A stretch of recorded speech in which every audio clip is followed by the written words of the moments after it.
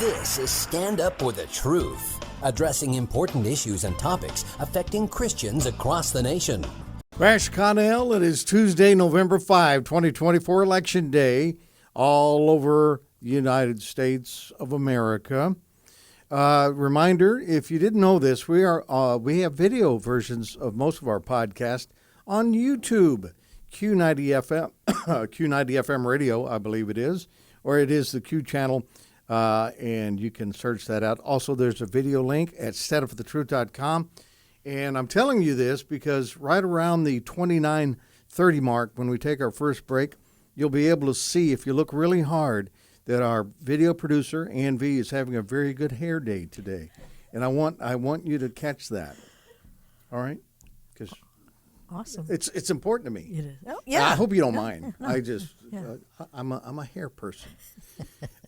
So got lots to talk about before we find out what happens tonight. Yeah, there's an awful lot going on. We'll touch on the election initially, and then we're going to move on around the world here.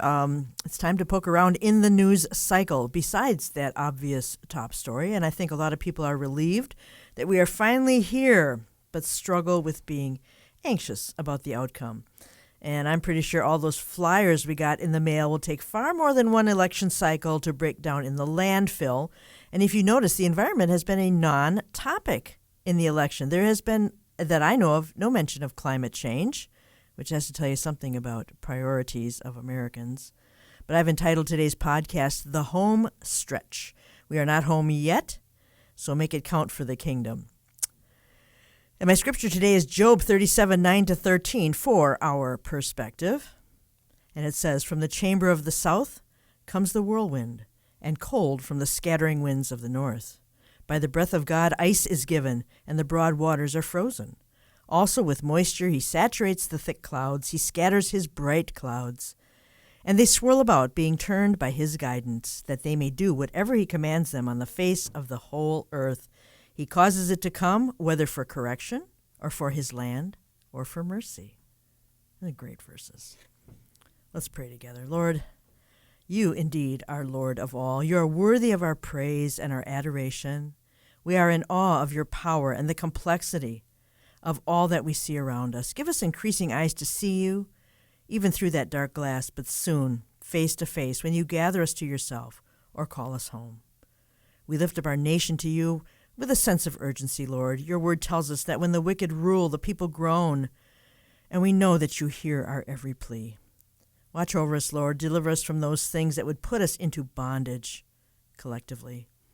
We lift up the persecuted church around the world to you and ask that they would be comforted in their circumstances, that we would consider ourselves in chains with them, so that we might have compassion, as Hebrews says. Walk among us today, Lord. Encourage and refresh us by your revealed word. In Jesus' name, amen. Today is the 310th day of 2024, and there are 55 days remaining. Today in history, there are quite a few significant happenings. I was a little surprised at this milestone kind of day. On this date in 1912, Woodrow Wilson was elected the 28th president, defeating William Howard Taft. As president, he changed the nation's economic policies, expanding the role of the federal government in the economy. He led the U.S. into World War I. He was the leading architect of the League of Nations, which would become the UN. In 1913, Wilson signed the Federal Reserve Act into law, creating a central banking system with 12 regional reserve banks. He was very progressive in his thinking, and 21 presidential elections later, his policies still affect us greatly. It's never just 4 years. Elections have consequences, even 112 years later. On this date in 1914, France and the British Empire declared war on the Ottoman Empire and remodeled the Middle East. That Middle East we see 100 years later was about to be born. God was fulfilling his plan for the Jews and the Gentiles over the last 100 plus years.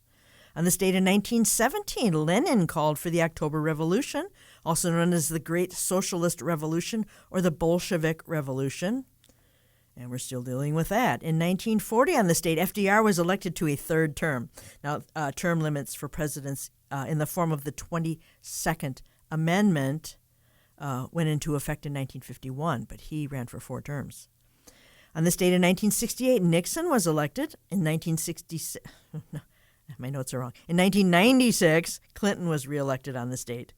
And in 2006, Saddam Hussein was sentenced to death. So this is a very rich historical day.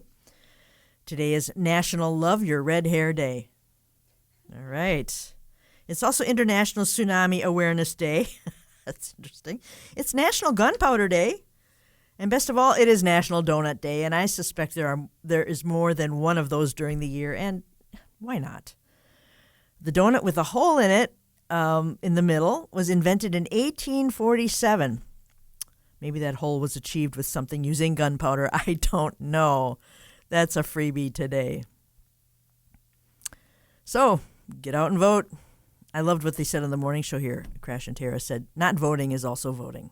So, you have an opinion, it's the same as voting. What can I say? Don't be like the 32 million evangelicals who claim that they have disengaged themselves from their civil duty and stopped caring about the global and historical ramifications of what happens today. And I think I made that clear, that elections have consequences for a century.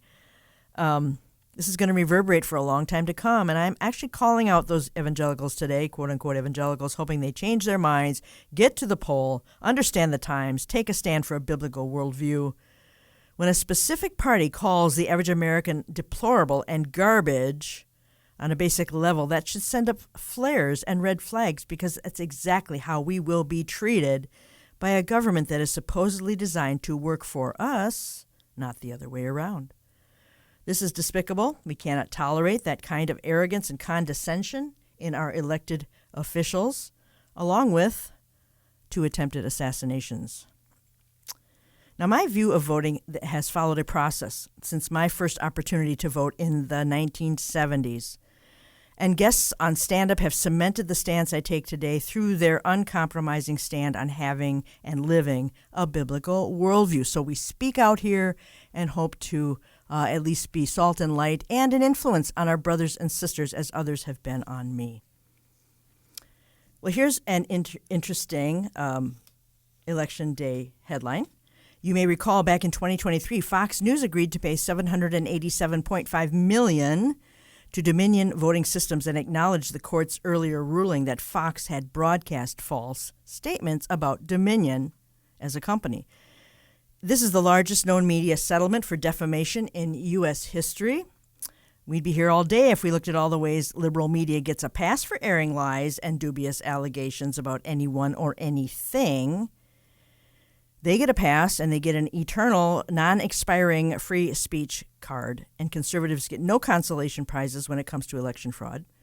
And Dominion gets to fight another day for its reputation because they apparently are too big to fail, and leftists get to continue to slam conservatives for not being able to take a presidential loss in stride and take it on the chin. Such is the division in America right now.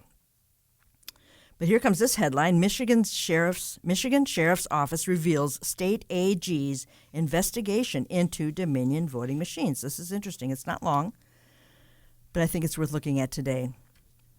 On the heels of confirmation from a Michigan state official that there are problems with Dominion voting machines being used in the 2024 election, a sheriff's office in that state has confirmed it has provided information regarding various issues to state investigators in Texas. An investigation into the company that created the Dominion voting machines, which have been the subject of claims of malfunctioning in both 2020 and 2024, has been confirmed by a statement by the Michigan sheriff. The statement is from the Berry County Sheriff's Office in Hastings, Michigan, and explains it has an ongoing investigation into election-related crimes and that this has been going on since 2020, because we haven't really heard a lot about that.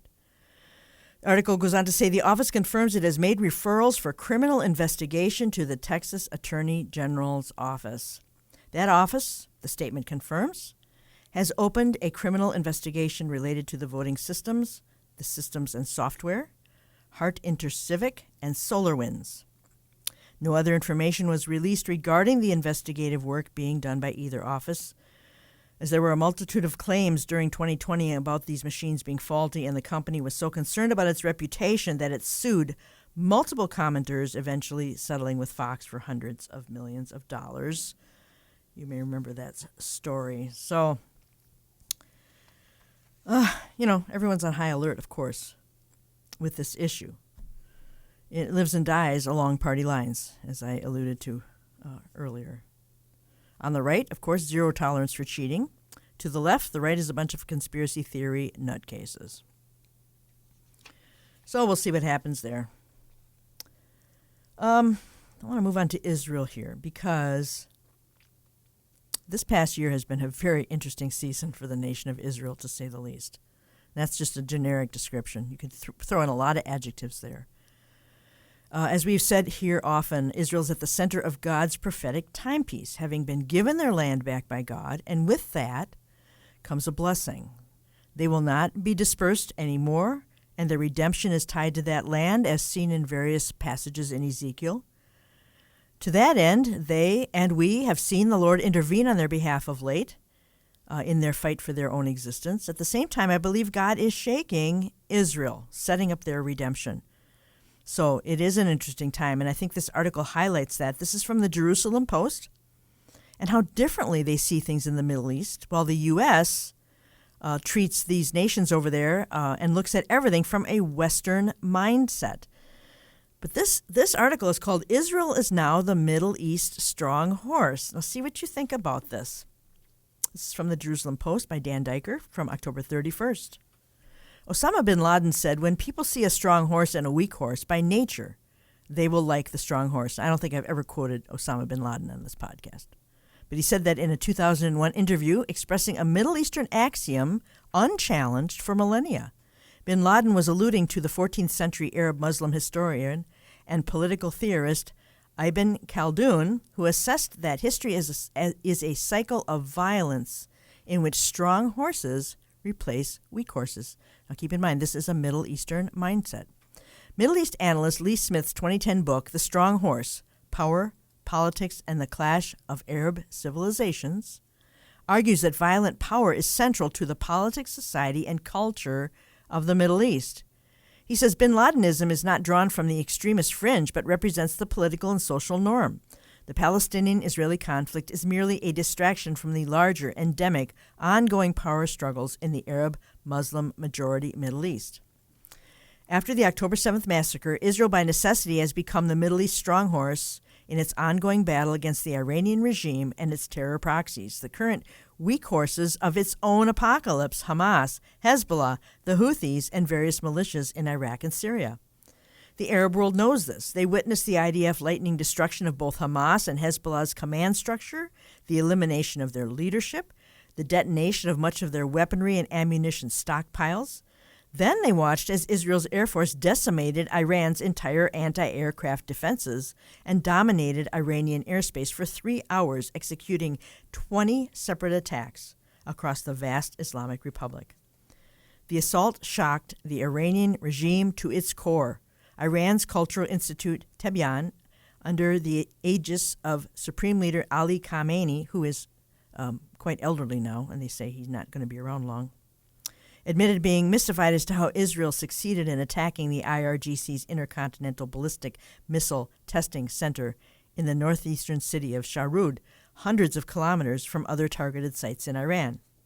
It will take years for the regime to recover, if at all. Now, that's an interesting statement. Israel's ongoing offensive ground operations in Lebanon and Gaza have hastened the enemy's desertion of the battle zone. Israel's renewed strong horse status has generated fear and awe across the Arab world. See, it's not just prophecy students that are going, wow. At the same time, the Arab powers suffer from cognitive dissonance. This dissonance underscores an important principle in understanding the political culture of the Middle East, which can be summed up as, watch what I do, not what I say. The evidence is overwhelming. Abraham Accords diplomats from Bahrain, Morocco, and the UAE have remained in Tel Aviv, as have ambassadors from Jordan and Egypt. Similarly, Israeli ambassadors have remained in those respective Arab countries. Jordan, Egypt, the UAE, and Bahrain opened their airspaces and assisted Israel during Iranian regime missile and killer drone attacks in April and October of this year. Israel's strong horse status is a key to winning peace and moderation in the Middle East, but has been misunderstood in the West. The Biden admin has urged and even demanded that Israel refrain from attacking Hamas in Rafah. You may remember that, and recently in northern Gaza. Israel's done the opposite, reasserting its strong horse status opposite a bleeding and nearly defeated adversary. Israel's recent attacks on Iran, America's nightmare scenario, have changed the strategic balance, enhancing Israel's profile amongst its Middle Eastern neighbors. And then it ends with this, and I like this. America's mistaken mirroring of Israel as a smaller version of itself has constrained the Jewish and democratic state from defeating radical Middle Eastern enemies. Victory cannot be achieved against radical Islamic terrorism using Western principles and methods of compromise, ceasefire, diplomacy, and territorial concession. For those students of a future war between Israel and Russia, as outlined in Ezekiel, I find that very interesting about Iran being so neutralized. But this next headline is also very interesting in light of that. You're listening to Stand Up for the Truth.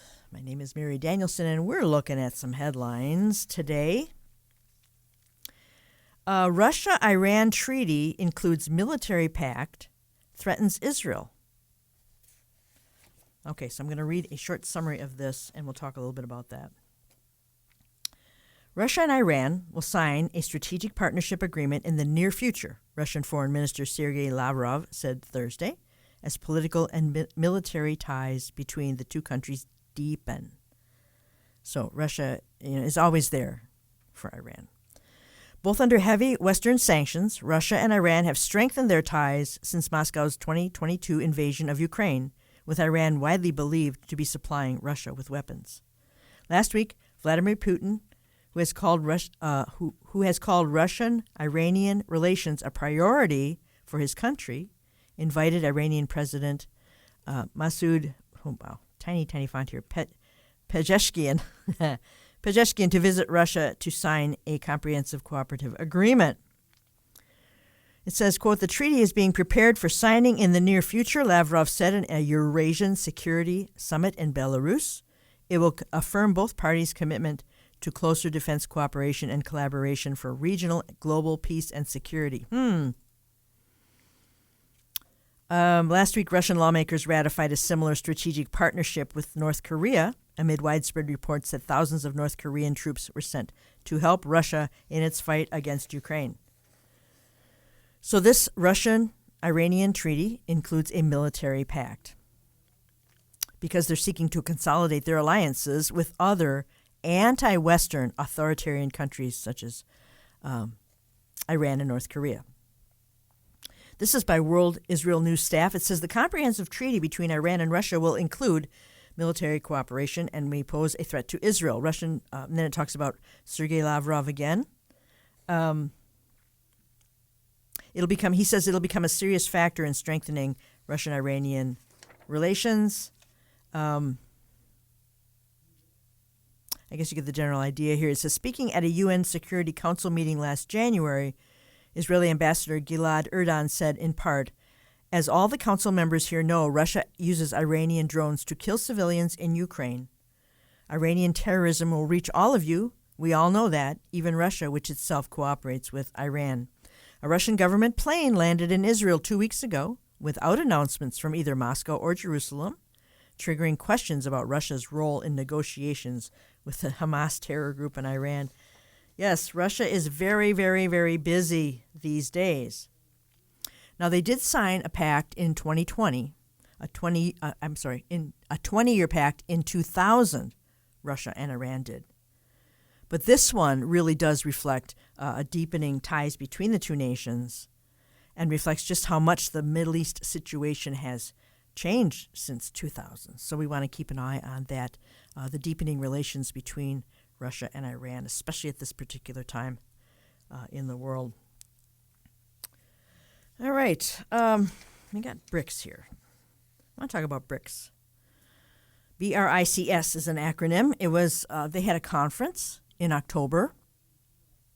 It really is a historical conference. I think it's a game changer, or maybe more like a plot twist, depending how you want to look at it.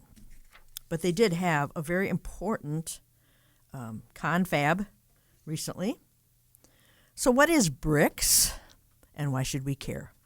Well, it really showcases the geopolitical changes that are going on in the eastern half of the world. It's an economic and geopolitical bloc looking for its place in the current international system, including the global south, so the southern hemisphere, which is rarely represented by any economic powers such as the WEF, the IMF, the G7, or the G8, which are all Western-oriented.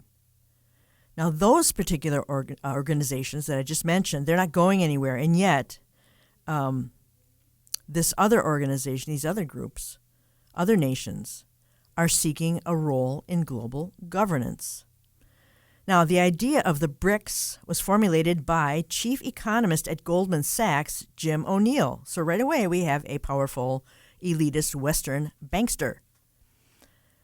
So he's the one who came up with the idea for BRICS. In a 2001 study entitled Building Better Global Economic BRICS, a play on words there, in 2006, the concept itself gave rise to the grouping incorporated into Brazil, Russia, India, China, there's your BRIC, their foreign policy. Now, in 2011, they had a third summit, and that included South Africa. That's the S part of the group. And that's when they adopted the acronym BRICS. One of their goals is to create a potentially gold-backed currency known as the unit as an alternative to the U.S. dollar. Now, they say they don't want to balance the West or destroy its institutions, but they are weaponizing the dollar. And I think anyone who says otherwise is kidding. The economic weight of BRICS really is considerable. Between 2003 and 2007, the growth of the four countries, the original four, accounted for 65% of the expansion of the world GDP. In terms of purchasing power, BRICS GDP today exceeds that of the U.S. or the EU. So there's a lot of money involved in BRICS. Now, they had their annual summit 2 weeks ago in Kazan, Russia. So Putin hosted it. He was clearly in his element on the world stage. The Western media says he is increasingly isolated and unstable, but that was not the case at this event. That is pure spin. So who was all there? Well, a lot of leaders attended. Putin, of course, who wanted to show that the West's attempts to isolate Russia over Ukraine has failed. And he attracted major leaders to this event, such as China's Xi and India's Modi, and nearly 20 others, including Erdogan from Turkey. And the UN Secretary General Guterres was also in attendance. There is a BRICS waiting list. Putin said more than 30 countries have expressed a desire to join BRICS, but there really isn't any clarity on how that level of expansion would work. But we certainly do keep an eye on BRICS and have for a long time. Regarding the Ukraine war, BRICS leaders did raise the thought of the war, or the interest in the war, with Putin in different formats, but there was no sign that anything specific would be done to end the conflict. So it's business as usual when it comes to Ukraine at this point. But of course, because of Putin and BRICS, that there's going to be interest there. It's just that they're mum. Mum's the word at the moment. BRICS money. Now, BRICS predicted its influence would grow and outlined some common projects ranging from a grain exchange to cross-border payment systems, which, of course, to have that global payment system, you have to have cross-border, whether it's the EU or in the BRICS countries. There has to be, a single way to take payments. And so, and that is just similar to the process the EU went through since the 50s to establish their economic bloc. So many treaties and so many things had to be hammered out. And that's what's going on with BRICS here. The outcome, they came up with a manifesto for the New World Order. So that's sort of trendy these days. This is a BRICS manifesto for a New World Order, and it is a massive document they came up with containing their vision for their role on the world scene with banking, currency, and security issues that will likely be analyzed for some time to come by not just the BRICS nations, but by the rest of the world. So keep an eye on BRICS. It was a bit of a world-changing event. Speaking of the dollar, I really got a kick out of this one. We'll start it, and maybe we have to finish it after the break. But this headline, eerily symbolic, Treasury seal falls off podium as Yellen is asked about the dollar's status. I could not pass on this. All right. The universe seems to know the dollar's in trouble. That's how this article begins. During a recent news conference, a reporter asked Treasury Secretary Janet Yellen, "How concerned are you about the potential impact of the dollar's status as the world's reserve currency?" Before the reporter could finish the question, the Treasury Department seal fell off the podium and hit the floor with a loud series of thuds. It was an eerily symbolic moment. As one commentator on X put it, even the Treasury sign is giving up. While the dollar isn't in any immediate danger of losing its status as the reserve currency, its dominance is slowly bleeding away. Dollar reserves globally have dropped by 14% since '02, and de-dollarization accelerated after the U.S. and her Western allies aggressively sanctioned Russia. Two primary U.S. policies are undercutting the dollar. First, the weaponization of the dollar is making countries wary of holding them. In simple terms, the U.S. and its allies have used the dollar as a hammer in attempts to bend other countries to their foreign policy will. This is most evident in the aggressive sanctioning of Russia, including locking the country out of the SWIFT payment system in the wake of the invasion of the Ukraine. And some don't feel that the sanctions were justified, whether they were or not. But other countries are watching. The U.S., of course, they always have. Dependence on the dollar makes them vulnerable or subject to U.S. meddling in their country.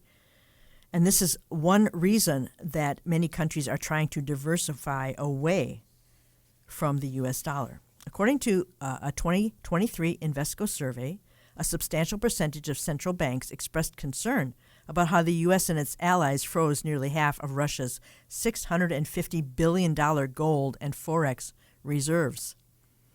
Secondly, U.S. Fiscal irresponsibility is eroding global confidence in the dollar. This is not rocket science either. After all, if the U.S. is going to keep printing money and devaluing the dollar, why would you want to hold them? Of course. Furthermore, America's incessant borrowing and spending is undermining its credibility as a good credit risk. The Biden admin just ran the third largest budget deficit in history. I was a little surprised that it was the third largest. Seems like it would be the largest. This is the kind of borrowing and spending one would expect during an economic crisis. The only bigger annual budget deficits both occurred during the COVID lockdown era. Okay, so it's all been recent. And the article says, yet here we are in what is supposed to be a robust economy with a crisis-like budget deficit. Meanwhile, Uncle Sam paid $1.3 trillion in interest expense in fiscal 2023. It was the first time interest expense has ever eclipsed $1 trillion. The federal government paid more for interest expenses than it did for national defense or Medicare. And the article ends with, this doesn't exactly scream trustworthy borrower. Also, there's the petrodollar, which countries have been, walking away from gradually over time. That was implemented in 1970. If the U.S. continues to borrow and spend at this irresponsible level, eventually countries will stop lending it money, and then we are in big, big trouble. So I love that the Treasury seal fell off the podium when she was asked about it. All right, you're listening to Stand Up for the Truth on this Election Day, November the 5th, a very interesting historical day in so many respects. We are going to take a 2-minute break, and I want to come back with censorship. I want to talk about censorship. There's something going on that I have never heard of before. Kind of a jaw-dropping for me. So stay with me. Back in 2 minutes with more.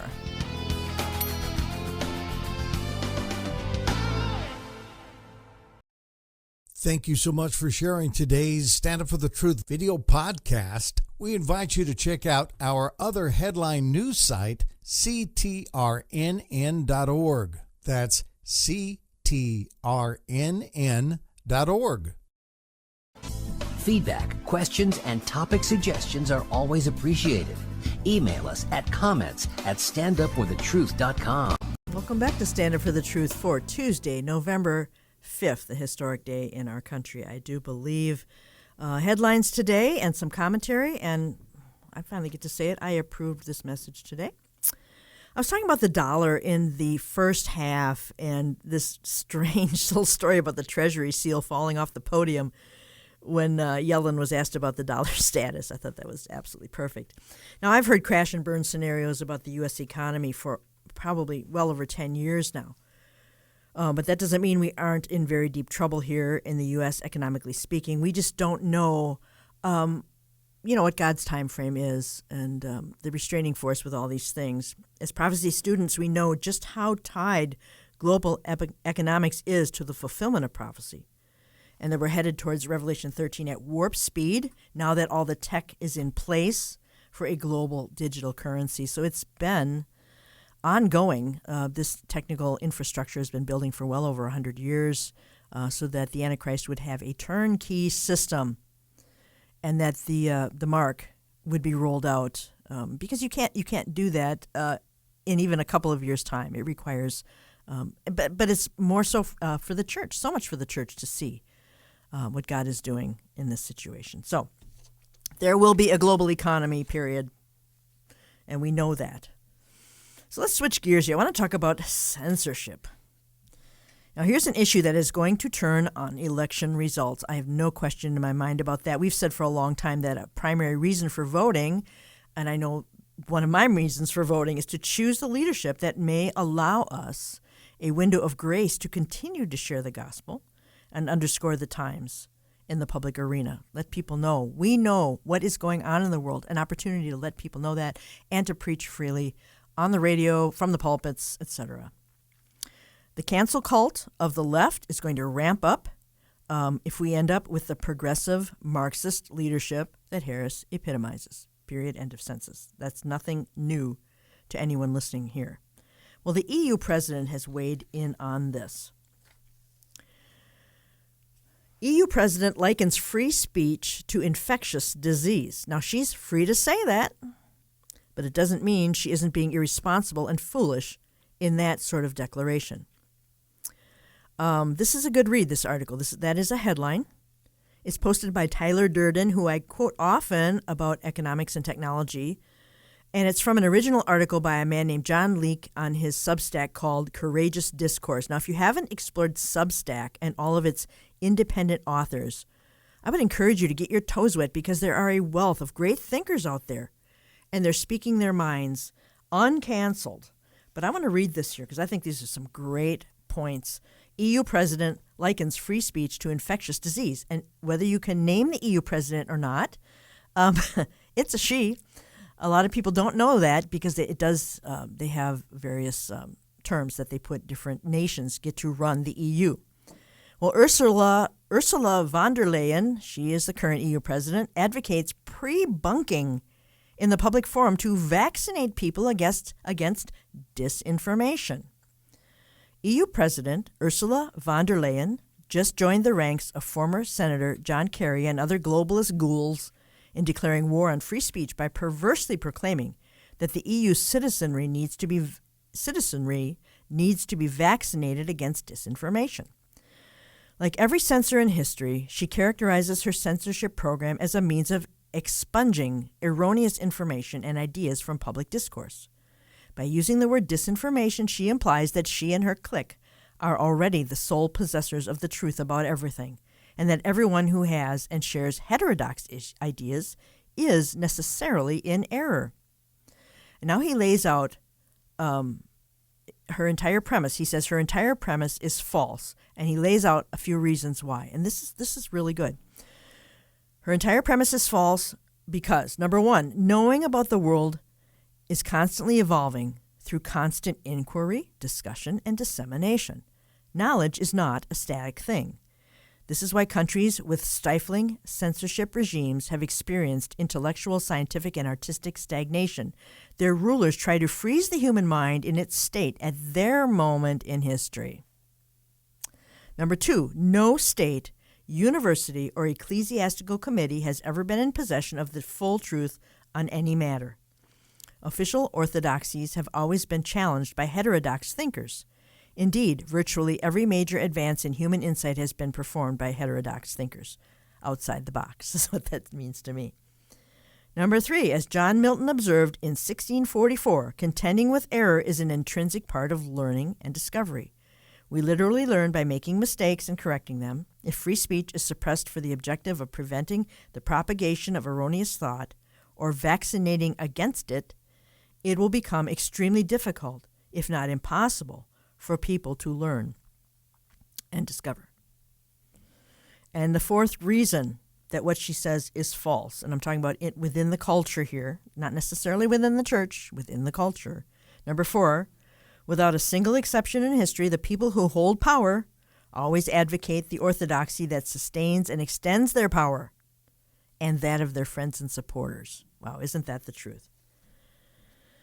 Ursula von der Leyen is the quintessence of this principle.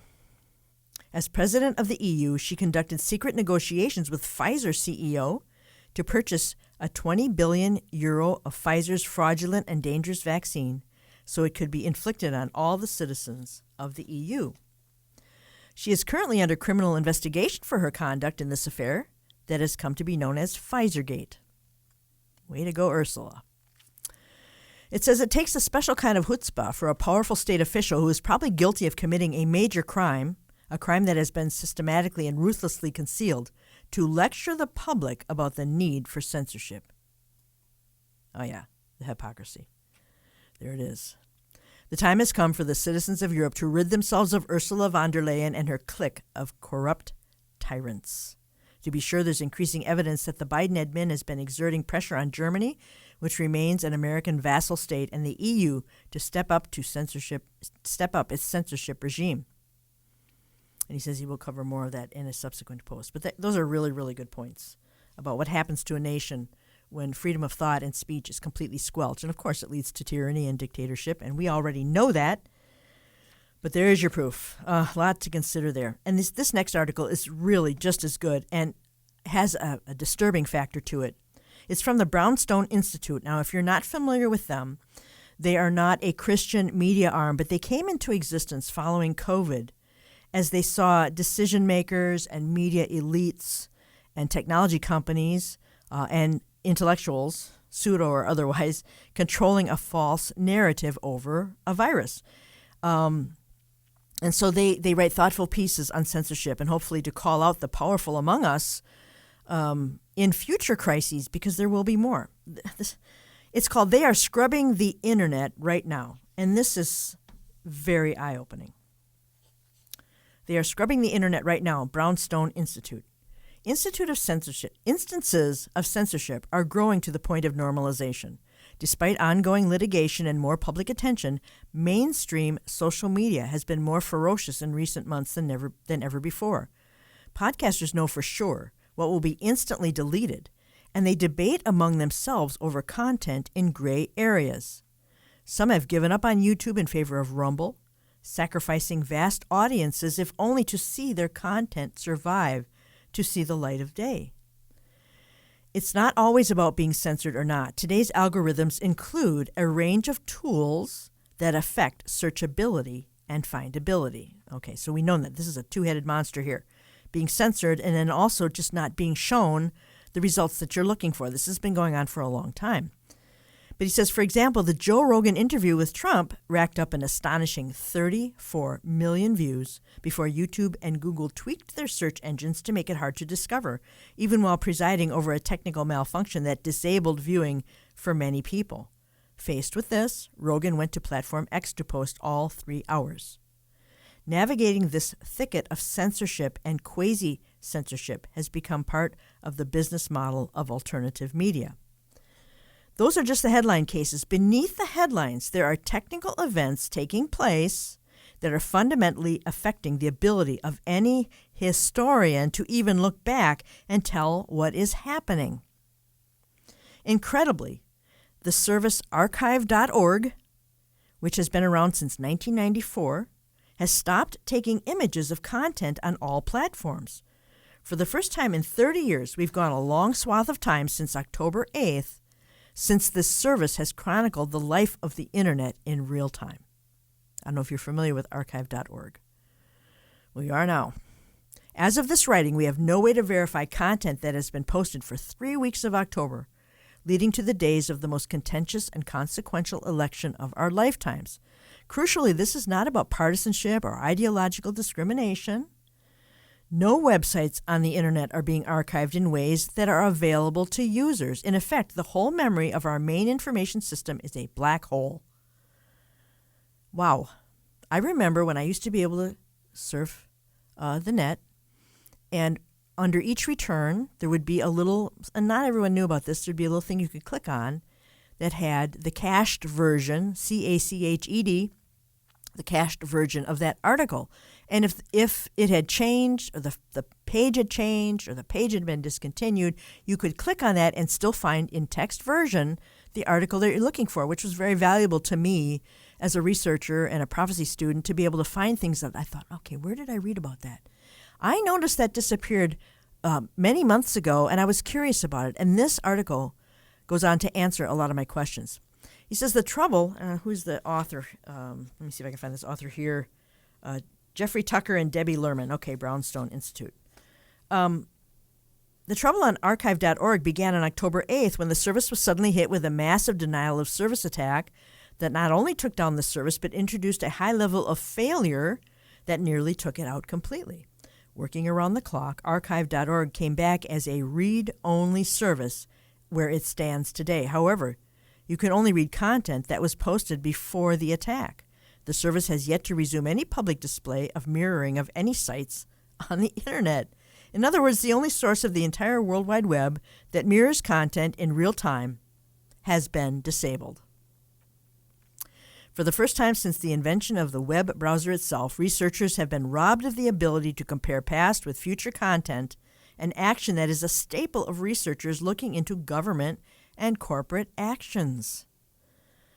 It was using this service, for example, that enabled Brownstone researchers to discover precisely what the CDC had said about plexiglass, filtration systems, mail-in ballots, and rental moratoriums. That content was all later scrubbed off the live internet, so accessing archive copies was the only way we could verify and know what was true. It was the same with the WHO and its disparagement of natural immunity, which was later changed. We were able to document the shifting definitions thanks only to this tool, archive.org, which is now disabled. What this means is the following. Any website can post anything today and take it down tomorrow and leave no record of what they posted unless some user somewhere happened to take a screenshot. Even then, there's no way to verify its authenticity. The standard approach to know who said what and when is gone. That is to say, the whole internet is being censored in real time, so that during these crucial weeks when vast swaths of the public fully expect foul play, anyone in the information industry can get away with anything and not get caught. We know what you're thinking. Certainly this DDoS attack was not a coincidence. The time was just too perfect. And maybe that is right. We don't know. Does archive.org suspect something along those lines? What do they say? Last week, along with a DDoS attack and exposure of patron email addresses and encrypted passwords, the Internet Archive's website JavaScript was defaced, leading us to bring the site down to access and improve our security. Yeah. They shouldn't have to improve their security. It should be the best in the world. Anyway, they say the stored data on the Internet Archive is safe and we are working on resuming services safely. This new reality requires heightened attention to cybersecurity, and we are responding, and we apologize for the impact of our library services being unavailable. So the author says here, deep state, ? As with all these things, there's no way to know, but the effort to blast away the ability of the internet to have a verified history fits neatly into the stakeholder model of information distribution that has clearly been prioritized on a global level. The Declaration of the Future of the Internet makes that very clear. The Internet should be governed through the multi-stakeholder approach, whereby governments and relevant authorities partner with academics, civil society, the private sector, technical community, and others. All of these stakeholders benefit from the ability to act online without leaving a trace. Very, very interesting. Wow. To be sure, a librarian at archive.org has written that, quote, while the Wayback Machine has been in read-only mode, web crawling and archiving has continued. Those materials will be available via the Wayback Machine as services are secured. If you're of a certain age, you know the Wayback Machine has something to do with Rocky and Bullwinkle. That's all I'm going to say about that. But when will these archiving services resume and be secured? We do not know. Before the election? In 5 years? There might be some technical reasons, but it might seem that if web crawling is continuing behind the scenes, as the note suggests, that too could be available in read-only mode. But it's not.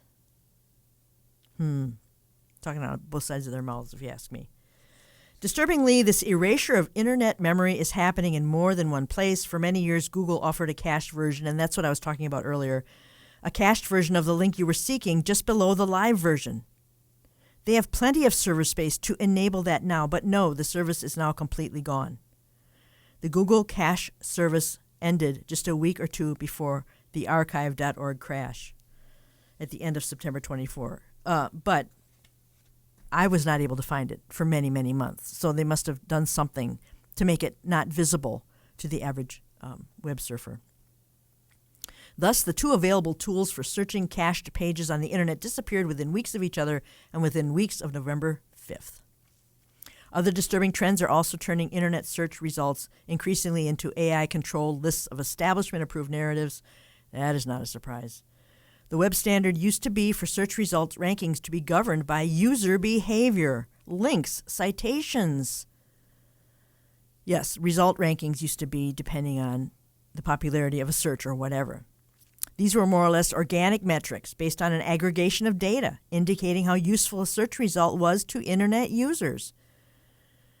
Or the more people found a search result useful, the higher it would rank. Very simple. Google now uses very different metrics to rank search results, including what it considers trusted sources and other opaque subjective determinations.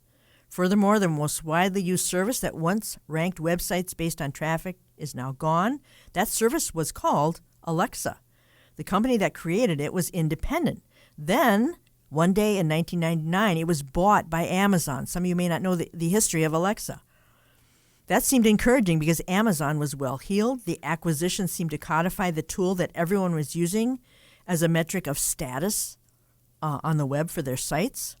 It was common back in the day to take note of an article somewhere on the web and then look it up on Alexa to see how far it had reached. If it was important, you would take notice. If not, then no one really cared. This is how an entire generation of web technicians functioned. The system worked as well as one could possibly expect.